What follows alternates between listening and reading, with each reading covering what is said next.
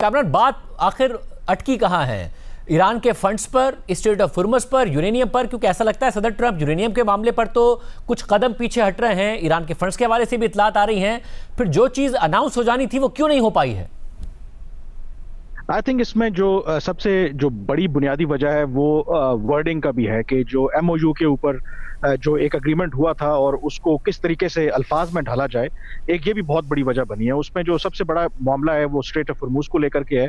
यानी कि इस मुमकिना जो डील के तहत जो इब्तदाई तौर पर होनी थी उसमें स्ट्रेट ऑफ हुर्मुज़ को तो रीओपन करना था, लेकिन वो रीओपन किन शराइत के ऊपर होगा? जो अमेरिका है और जो बाकी इसमें सारे ममालिक इन्वॉल्व हैं वो तो चाहते हैं कि बिल्कुल अनकंडीशनल, यानी कि जो 28 फरवरी से पहले वाली सूरत हाल है उस पर इसको बहाल होना चाहिए। लेकिन ईरान दूसरी तरफ से उसकी लैंग्वेज इस तरीके से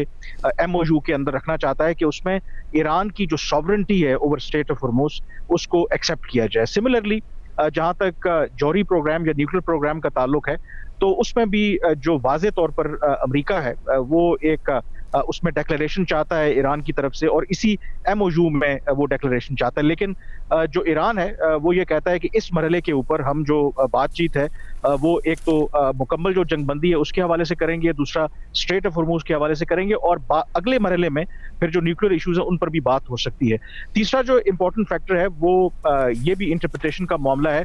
कि ईरान की इंटरप्रिटेशन ये है कि जो $24 बिलियन उनके एसेट्स फ्रीज हैं, उनका ये ख्याल है कि जैसे ही ये एमओयू पर दस्तखत होंगे तो आधे पैसे यानी कि $12 बिलियन जो है उनको रिलीज कर दिए जाएंगे, और बाकी $12 बिलियन वो मशरूत हैं कि जब एक हतमी मुआहदा होगा ईरान और अमेरिका के दरमियान तो वो उनको रिलीज कर दिए जाएंगे। अब इस नुक्ते के ऊपर भी जो अमेरिका है वो बात मानने से इनकार कर रहा है। वो कह रहा है कि जब तक जो ईरान न्यूक्लियर प्रोग्राम और खास करके जो stock pile already enrich uranium का है उसे ईरान अमेरिका या किसी और मुल्क के हवाले नहीं करता तो उन्हें एक पैसा भी नहीं दिया जाएगा। तो इस वजह से मामलात जो हैं फंसे हुए हैं। ओवरऑल सेंस ये है कि शायद 95% जो है मामलों के ऊपर इत्तेफाक जरूर है, लेकिन ये जो 5% है शायद ये बहुत बड़ा गैप है जिसको अभी कवर करने में थोड़ा टाइम लग रहा है। और सर सारी सूरत हाल में एक चीज़ की तवक्को की जा रही थी कि शायद मुआहदा होने में टाइम लग जाए मगर जंग दोबारा नहीं शुरू होगी। मगर अब जो हुआ बंदर अब्बास पर अमेरिका की तरफ से हमला किया जाना और ईरान का ये कहना कि हम जवाब देंगे, लगता है कि दोबारा जंग का खतरा भी बढ़ सकता है सारी सूरत हाल में। देखें, जो अमरीकी फौज या सेंटकॉम का इसके हवाले से जो मौकफ है, जो कल रात उनकी तरफ से जो उन्होंने कहा कि कार्रवाई की, जो उन्होंने ईरान की कुछ बोट्स को निशाना बनाया क्योंकि उनके ख्याल में वो स्ट्रेट ऑफ हुर्मुज़ में माइंस वगैरह बिछा रहे थे,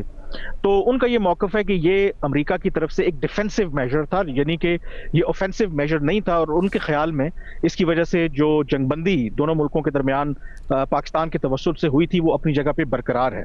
ईरान का दूसरी तरफ से मोहतात रद्द अमल है, उनके सुप्रीम लीडर का भी बयान सामने आया है, उनके जो फॉरेन मिनिस्टर ने भी स्टेटमेंट दिया है कि ईरान ये हक महफूज रखता है कि वो जवाब देगा। अभी तक उस तरीके से जवाब सामने नहीं आया। मेरी अपनी जो अंडरस्टैंडिंग है कि वाइल ये कंसर्निंग डेवलपमेंट जरूर है, उससे जो डिप्लोमेटिक प्रोसेस है वो अंडरमाइन हो सकता है, लेकिन दोनों जो फरीकैन हैं और उसमें जो मीडिएटर्स भी इन्वॉल्व हैं उनकी पूरी कोशिश है कि कोई भी इस तरह का जो इंसिडेंट है वो इस तरह का इंसिडेंट ना बन जाए कि जिससे पूरी जो जंगबंदी है वो खतरे में पड़ जाए और एक ऑल आउट वॉर शुरू हो जाए। अभी तक की जो इंडिकेशन है, आई थिंक जो डिप्लोमेटिक प्रोसेस है उसको थोड़ा झटका जरूर लगा है, बट मेरा ख्याल है कि अभी भी तमाम जो फरीकैन हैं वो ये कोशिश कर रहे हैं कि किसी तरीके से जो इब्तदाई डील है वो हो जाए, और ये जो पिछले 24 घंटे में कुछ इंसिडेंट्स हुए हैं, स्टिल ये तवक्को की जा रही है कि शायद ये बहुत बड़े पैमाने पर दोबारा हॉस्टिलिटीज की तरफ बात नहीं जाएगी।